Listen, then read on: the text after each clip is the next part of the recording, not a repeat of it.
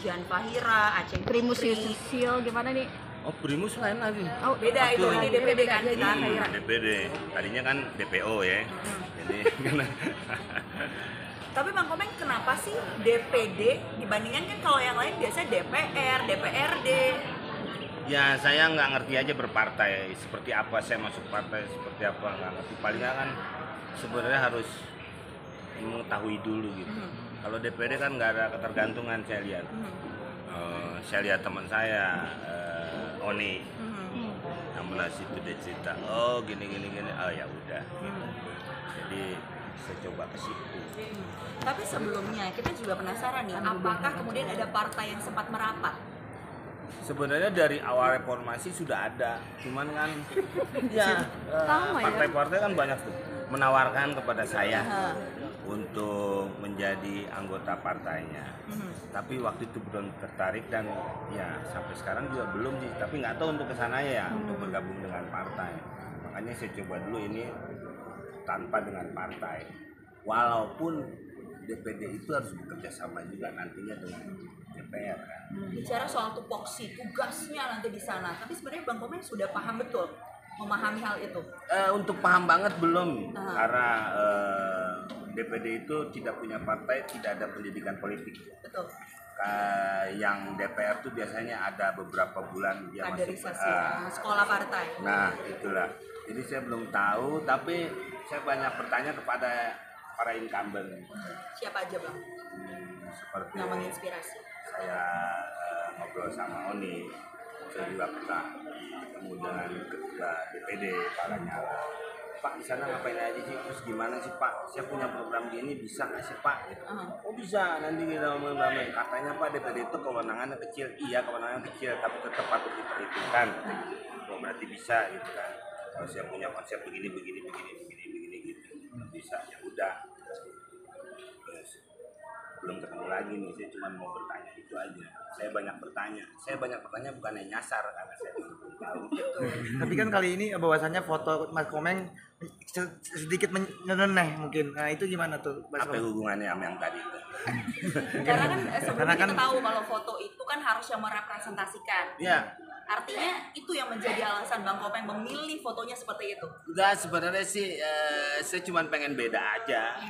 Nggak ada maksud strategi, nggak ada orang kan bilang wah strategi marketing lah apalah, saya nggak ngerti. Kayak gitu saya kampanye aja nggak ngerti, makanya saya nggak pernah kampanye. Coba mungkin anda semua kalau saya orasi apakah anda percaya dengan saya kan gitu kan? Ya mungkin saya akan tunjukkan dulu, makanya saya nggak punya apa-apa, saya nggak ngerti apa-apa, saya cuma bawa visi misi seperti ini, ingin meningkatkan yang ada hubungan dengan saya, seni dan budaya gitu. Makanya kalau foto itu waktu itu KPU bilang kalau bisa bikin yang pakai baju adat fotonya atau yang punya ciri gitu. Apa? Lah, saya mau pakai baju adat apa ya? Pakai adat anak kecil yang nangis mulu gitu kan. Udahlah, saya punya foto ini dan foto itu pun saya foto sendiri, saya sebelum pergi saya selfie gitu kan sambil manasin mobil, terus saya suruh cetak asisten saya ke Bandung saya kasih, terus saya kasihin orang KPU-nya kita. Nah terus boleh nggak? Iya boleh sih, nggak ada larangan, ya udah kalau nggak ada larangan kan berarti boleh. Terus saya mau pergi ditanya lagi, ini benar? Jadi itu masih anggapannya. Lah iya makanya saya tanya Pak, ini dilarang nggak? Enggak. Nah terus ya udah saya pakai foto itu. Nah ini aneh kata dia. Tapi udah Pak, udah Bapak jangan nanya lagi. Bapak nanya lagi sampai 3 kali saya dapat piring cantik. Oke. Udah ada ya terima ya. Bang Komeng, kita tahu ya bagaimanapun juga stigma kalau pekerja seni masuk ke Senayan ini hanya membawa popularitas, walaupun visi Bang Komeng memang untuk Indonesia yang lebih lucu, lebih uhuy gitu kan. Nah, bagaimana kemudian pandangan Bang Komeng terhadap hal ini? Matahin stigma itu gimana? Selain matahin semangat kan udah enggak nih kan, tetap semangat dong. Gimana? Ya beberapa sih gitu. Memang awalnya aja saya tuh sebenarnya tujuannya saya pengen hari komedi itu ada. Awalnya tuh dari itu.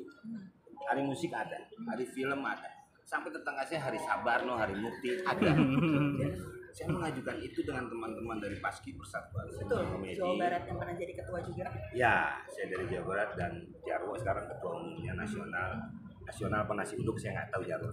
Nah, itu pernah mengajukan ke DPR, ya diterima sama DPR. Oke. Tapi tetap dia tidak bisa menentukan, harus eksekutif. Awalnya sih cuma dari itu sebenarnya. Kok gue berkesenian minta hari aja susah banget sih gitu. Ini gimana? Saya mau ambil hari lahirnya Bung Slamet 27 September. Makanya walaupun negara belum menentukan, kita sih kalau tiap 27 Desember udah selamat hari komedi. Itu sih awalnya. Memang orang-orang kayak kita memang kadang-kadang kurang memperhatikan. Sempat teman-teman kita juga di sana juga malah udah di sana pada tidak memperhatikan. Ya kan, makanya yang Mbak tadi bilang stigma itu kan sebenarnya. Nah nggak tahu ya, akhirnya saya ngelebar kemana-mana sampai saya bilang kok Korea Selatan bisa, kok Jepang bisa dengan seni budayanya. Dia sekarang tidak menjajah lagi dengan militernya, tapi dengan makanannya ya. Bangsa makanan Jepang kan banyak banget kita. Terus kalau kita makan punya dia tuh murah, tapi kalau kita makan punya kita di luar mahal. Nih anak saya kemarin sekolah di Kanada aja makan geprek aja 1.500.000. Restonya ya. Iya. Bisa $5 sendiri. Nah itu belum pakai nasi. Nah sekarang makanan dia murah-murah loh, makanan Korea mana kok bisa. Saya pernah mempertanyakan itu kepada Pak Sandi. Sandiaga Uno. Iya. Yang Parekraf. Saya bilang kenapa nih? Karena dia antar kementeriannya udah ada kerjasama. Lah masa kita nggak bisa begitu? Kan gitu. Apakah memang waktu masuk bumbunya itu dimurahkan, tidak pajaknya tinggi katanya seperti itu. Ya mungkin dari situ kan bisa hal-hal yang seperti itu. Kalau negara lain itu seni dan budaya itu penghasilannya sampai double digit untuk APBN. Nah saya pengen ke situ, tapi saya nggak tahu apakah bisa lewat DPD. Saya nggak tahu. Oke. Mungkin tadi kan nyebutnya selama ini juga nggak pernah kampanye. Ada sebenarnya udah punya bayangan atau ekspektasi gak sih? Karena kan suaranya timbul. Bahkan kalau dari sosial media banyak yang kaget juga. Abang ternyata mencalonkan. Udah punya bayangan akan timbul atau berapa banyak kali ini? Enggak, saya memang tidak terlalu ambisi pada awal. Maksudnya biasa aja lah. Cuman saya tadi pengen itu aja dari awal saya ceritain tadi. Makanya saya tidak udahlah ya masuk alhamdulillah gitu. Saya juga nggak tahu dan saya juga ya udah saya sibuk aja syuting kayak gini.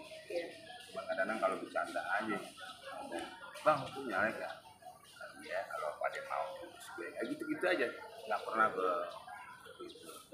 Jadi ya di IG saya aja kan mbak, bilang nggak ada orang pada nanya. Ya mungkin hal itu jadi orang kagetnya, kok ada dia gitu kan. Mungkin kalau saya kampanye mungkin orang udah nggak kaget. Jadi orang tadinya nggak pernah ketemu tuyul nggak kaget kan. Tapi kan banyak banget yang kayak tuan-tuan para pelawak memberikan selamat terhadap Mas Komeng, tapi dijawab dengan selalu nyeleneh. Mungkin kenapa Mas Komeng? Iya Terlalu itulah. lucu mungkin ya ya, saya tuh bahasanya. emang orangnya nggak pernah apa ya gitu ya. Ya hidup lu biasa aja deh. Jadi biar nggak pusing-pusing amat kalau saya ya. Makanya saya suka nganggap bercanda. Cuman kadang-kadang bercanda saya dengan Mas umpamanya. Tapi kan yang marah ini Mbak. Iya. Gitu. Kan kadang-kadang gitu. Saya pernah ngomong sama Abdel waktu anaknya meninggal. Karena anak saya juga pernah meninggal kan.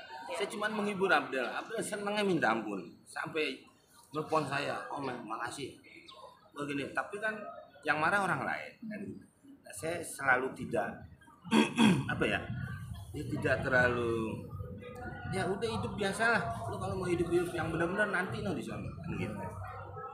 Jadi makanya Abdel nanya, wah itu udah ini aja gitu. Iya nih makanya gue lagi ngopi di Senayan. Iya, dia dekat di Pantal ya bang. Padahal di rumah emang bercanda aja, Abdel udah tahu hal. Udah gitu-gitu aja. Selamat. Katanya kurang asem tuh. Ya itu Posting. taruh di Raffi Ahmad juga gitu bang.